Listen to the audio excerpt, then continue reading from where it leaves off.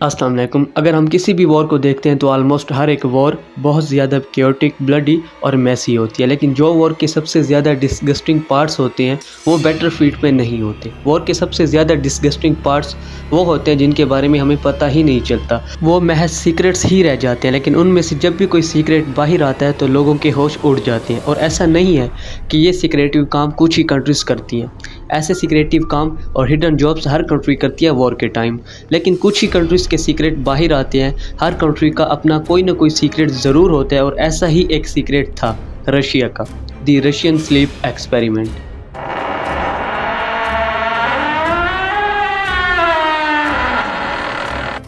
اس experiment کو دنیا کا سب سے خوفناک ایکسپیریمنٹ بھی کہا جاتا ہے۔ کئی سالوں سے اس کو انٹرنیٹ پر مختلف جگہوں پر ڈسکس کیا جا چکا ہے۔ یہ کیا تھا، اس کا حقیقت سے کیا تعلق ہے، یہ سب باتیں میں آج آپ کو اس ویڈیو میں بتاؤں گا۔ رشین سلیپ ایکسپیریمنٹ کے بارے میں سب سے پہلے مشہور ویب سائٹ کریپی پاستا میں بتایا گیا تھا۔ کریپی پاستا وہ ویب سائٹ ہے جہاں لوگ اپنی پراسرار اور خوفناک واقعات دنیا سے شیئر کرتے ہیں۔ اس مشہور ویب سائٹ میں آپ کو ایسی ہزاروں کہانیاں پڑھنے کو مل جائیں گی۔ رشین سلیپ ایکسپیریمنٹ کے بارے میں پہلی دفعہ 10 اگست 2010 میں اسی ویب سائٹ پر بتایا گیا تھا۔ اس واقعے کو بتانے والے کا یوزر نیم اورین سوڈا تھا، لیکن آج تک اس کا اصل نیم کسی کو نہیں پتہ چل سکا۔ یہ بات ہے ارلی 1940s کی۔ اگر میں آپ کو کہوں کہ آپ کو 10 دن کام کرنا ہے اور بالکل بھی نہیں سونا، تو کیا ایسا پاسبل ہے؟ اوبویسلی نہیں، کیونکہ نیند کس کو پسند نہیں ہوتی۔ اگر دیکھا جائے تو ہم میں سے کوئی بھی ایسا نہیں ہے جو زیادہ دن سوئے بنا رہ سکتے، لیکن جب آپ کے اراؤنڈ وار چل رہی ہوتی ہے، آپ فائٹ کر رہے ہوتے ہیں، تو ساری کی ساری نیند اڑ جاتی ہے۔ وار کے ٹائم پہ سولجرز دن رات کام کر رہے ہوتے ہیں، دن رات لڑتے رہتے ہیں باقی سولجرز کے ساتھ، لیکن اس دوران بھی وہ باری باری سے شفٹ چینج کرتے رہتے ہیں جس سے وہ اپنے اندر نیند کی کمی کو پورا کر سکیں اور ریسٹ کر سکیں۔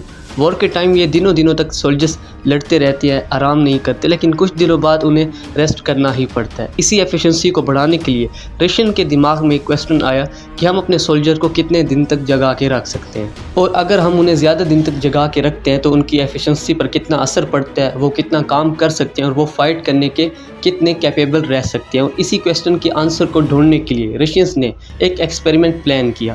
تو جو رشین سائنٹسٹ تھے ان کی ڈیمانڈ تھی کہ ہمیں کچھ ایسے لوگ دیے جائیں جنہیں ہم ایک سیل میں بند کر سکیں اور انہیں مانیٹر کر کے ان پر ایکسپیریمنٹ کر سکیں۔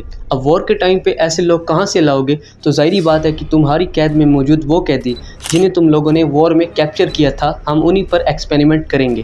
اس تجربے کو پورا کرنے کے لیے 5 قیدیوں کا انتخاب کیا گیا۔ ان قیدیوں کو 1 مہینے تک ایک چیمبر میں رکھا جانا تھا، اور اگر یہ قیدی بغیر سوئے 30 دن تک زندہ رہ جاتے ہیں تو ان سے جھوٹا وعدہ کیا گیا تھا کہ ان کو چھوڑ دیا جائے گا۔ رشین سائنٹسٹ نے ان کو ایک ایئر ٹائٹ چیمبر میں بند کیا۔ اس چیمبر کے اندر ایک کھڑکی نما شیشہ رکھا گیا تھا جہاں سے ان قیدیوں کی ہر حرکت پر نظر رکھی جا سکے اور ان کی باتوں کو الیکٹرونیکلی مانیٹرڈ کیا جا سکے۔ اس چیمبر میں ایک ایسی گیس کو چھوڑا گیا جس کی وجہ سے یہ قیدی سو نہیں سکتے تھے۔ تجربے کا مقصد ہی یہی تھا کہ دیکھا جا سکے کہ یہ لوگ بغیر سوئے کتنے عرصے تک زندہ رہ سکتے ہیں۔ یہ گیس انتہائی زہریلی تھی، اسی لیے اس کی مقدار کا خاص خیال رکھا گیا تھا کہ اس کی وجہ سے کسی قیدی کی موت نہ ہو جائے۔ اس چیمبر کو کتابوں سے بھر دیا گیا تھا اور نیچے جانوروں کی کھالیں بچھائی گئی تھیں جن پر ان قیدیوں کو سونا تھا۔ ایک واش روم بھی بنایا گیا تھا اور کچھ کھانے کی خشک چیزیں بھی رکھی گئی تھیں۔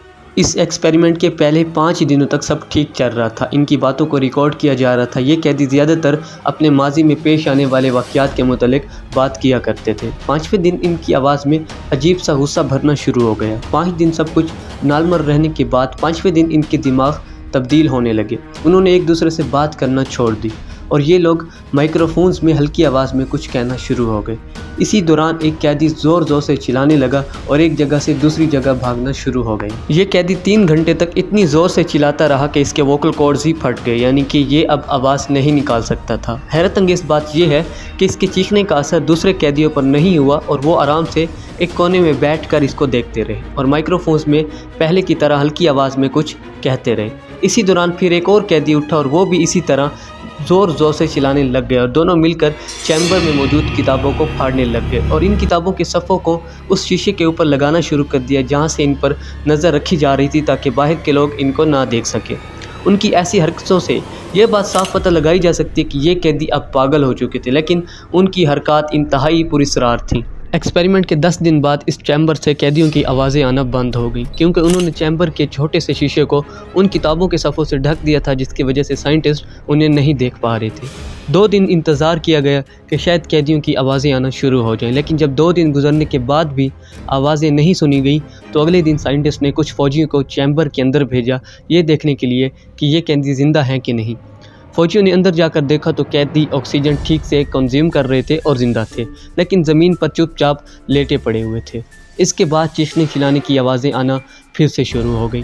3 دن تک ان پر کوئی نظر نہیں رکھی گئی اور 3 دن کے بعد فوجیوں کو پھر سے اندر بھیجا گیا تو اندر انتہائی خوفناک صورتحال تھی۔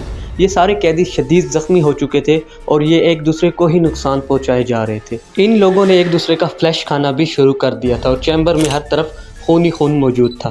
ان میں ایک قیدی نے اپنی کھال تک کھانا شروع کر دی تھی اور پھر رشین گورنمنٹ سے کہہ کر ان قیدیوں کو باہر نکالنے کا فیصلہ کیا گیا، لیکن حیرت انگیز طور پر یہ قیدی اب اس چیمبر سے آزاد نہیں ہونا چاہتے تھے۔ یہ قیدی اب اس چیمبر سے نکلنا ہی نہیں چاہ رہے تھے اور برے طریقے سے اپنے آپ کو نقصان پہنچائے جا رہے تھے۔ اس ایکسپیریمنٹ کے 18ویں دن اس چیمبر میں موجود ان قیدیوں کو بالآخر گولی مار کر ختم کر دیا گیا۔ کوئی نہیں جانتا کہ یہ ایکسپیریمنٹ آخر نیند کے اوپر ایفیکٹ دیکھنے کے لیے کیا گیا تھا یا کوئی سیکرٹ گیس کو ٹیسٹ کیا جا رہا تھا کہ انسان کے اندر کچھ ایسی ہیبلٹی پیدا کر سکتی تھیں جس سے وہ بری طرح بے قابو ہو جائے، جس سے وہ ورلڈ وار یا کسی بھی لڑائی میں زیادہ اچھے سے پرفارم کر سکے۔ آج تک یہ کسی کو پتہ نہیں چل سکا۔ یہ انسانوں کے ہاتھوں کیے گئے تجربات میں سے ایک خطرناک اور شدید خوفناک تجربہ تھا۔ اس کے بعد ایسے تجربے کو فیوچر میں کرنے سے تمام گورنمنٹس کو منع کر دیا گیا۔